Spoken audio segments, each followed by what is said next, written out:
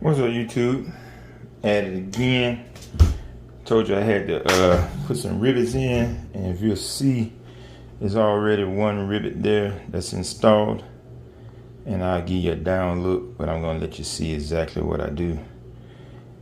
So when I say I countersink the rivets, people will try to understand a little better. Ones who don't know what countersinking a rivet is. Alright, what has to be done is take the screw out like so.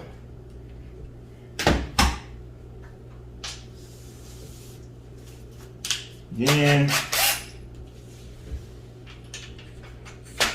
you drill down through the screw hole, making it big enough for the rivet to fit in.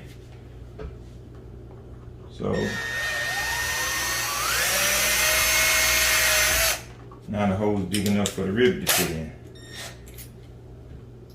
Now you might say, some people might say, well, don't know what a rivet is. So I'll show you what a rivet is.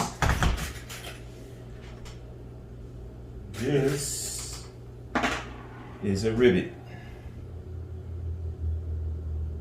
And what it does is it goes down into the hole.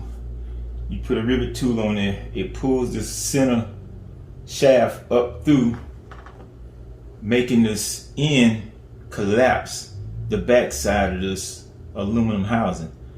And then when it gets so tight, the shaft pops off. And then you just have this end left with this end that's crushed down on the back side, holding the two pieces together. So then you can take your plastic Bondo, which is nothing but like this stuff here, but it's in liquid form, and you pour it over that hole, and when it hardens, it's just like plastic, and it molds itself into there. Then you just sand it down, and you got a flat surface again. You don't see none of that. So I fill in that hole, and I'm gonna show you how I countersink it. This is how I do it. I'm not saying this is the right way, but I take a larger bit that's a little bit bigger than the head of the rivet, and don't put any pressure. Just let it eat the top by itself, like so. And then you have to kind of like gauge it. Clean it out, kind of like gauge it and see. And see, now that rivet's going to be sunk in there, but I want it down just a little bit more, because the more material that it has to grab hold to when you put the Bondo on top, the better. So now what I do is put that down there like that. And then what I do on the back side, I haven't been able to find the ones that I used before. I went to the Lowe's and Home Depot and I couldn't find them, but I found something that I'm thinking is going to work. But I usually use those, and they're pretty thick. But I found this, and it's steel, and it's a number 3 hole that fits those rivets real tight so that it won't pass through. Oops. But anyway, that was the drop C's. They're hard to pick up because they're so small. But if you can see that. So what I do, I take and put that onto the back side, and basically what I'm doing is this. I'm sliding it onto the back side like that, and it's got the 2 rubber pieces clamped in between, so when this little ball comes down, it squeezes everything together. And if it was just by itself, it would just pull through, but being that it has this little washer there, that washer clamps down and clamps everything in place. So I just put that on the back side of it. slide it through, and I hold it up with my fingers until I get it started, and it pulls that washer up, so you don't have to continuously hold it, but I like to hold it till I get it started. And this is a rivet tool. What it does, it pulls that metal up through there.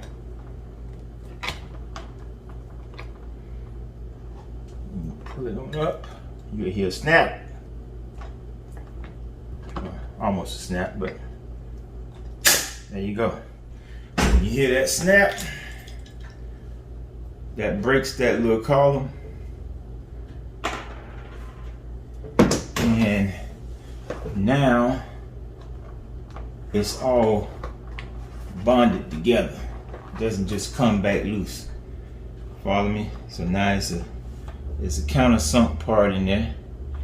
And what I do sometimes, I get in there, and like this one still has the little metal piece still in there.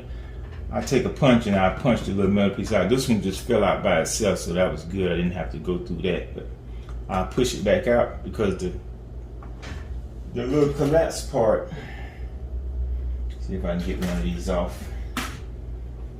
Call it a sleeve. I want to say it's a sleeve. Oof, that hurt. I don't have nothing in here to take it off with. But I can show you what's going on. Okay, it came loose. What the? Okay. That happened. Well, yeah, I can't get it. But anyway, this sleeve is the only thing that's left. And then it's collapsed down, so it has two ends like this. Plus that washer there that holds that tight. The sleeve by itself collapses, so it holds it tight.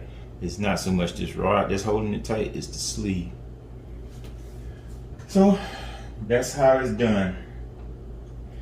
And like I said before, use your imagination. After you take the bondo, plastic bondo, and you put it, you sand this down a little bit, get it rough. And you slide it over that, slide it over that, slide it over that. It hardens, you come back to water, sand it smooth, and you're good. Like right in here, I'll put some here to even this up. And I might actually file this down some more when I get ready to do all my final stuff, but yeah. You'll put some in here to build this up, and you'll build it up, and you can just sand it, and it'll all be one piece, like right across here. Like I said, I'm gonna make that even, so then it'll come across. Oh, that'll be one piece. You won't be able to tell that it was two pieces overlapped across the top, or right here, because I'll put some here, and it'll be like a solid piece right here. So that's that. So I have 1, 2, 3 more to do over here. I think it's the same amount on the other one, and I think it's about 6 on each side on the back side. And those are the only ones I'm really worried about, are the ones you can see. I got some more at the bottom that's holding the bottom pieces in, but I'm not even gonna worry about that because why? You can't see them. So that'll be that. Just thought I'd put that in there as a little how-to. As far as I do it, I mean, it's different ways of doing it, but that's how I do it. All right, later. What's up, YouTube? So I got the kit back on. Got the rivets in. Made a little tutorial on how I did that. I hadn't sanded them down yet. I'm gonna sand them down later. But got it done. And once I sand it down, you won't be able to see them at all. It's a little hump there now because I got like a little amount on there to, you know.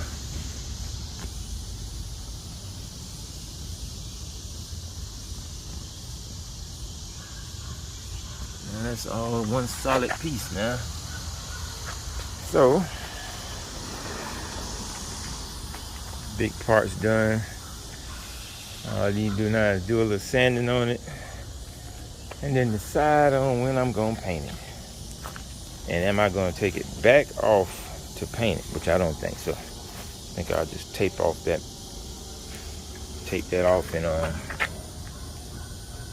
tape that off and just spray that mug. Do a little quick what do you call that? Scotch-Brite on it. And yeah. So no more screw holes. She all good now. So